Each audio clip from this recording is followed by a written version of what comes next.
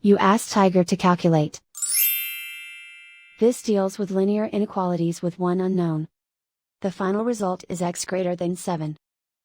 Let's solve it step by step. Group all constants on the right side of the inequality. Add 1 to both sides.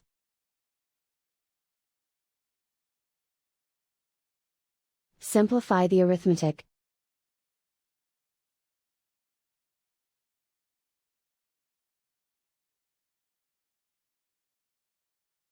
Isolate the x. Divide both sides by 2.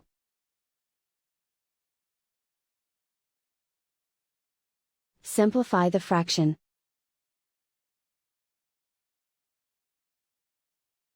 Find the greatest common factor of the numerator and denominator.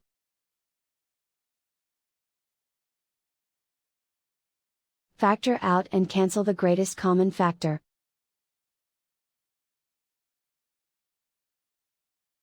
Plot the solution on a coordinate grid. And so the final result is x greater than 7.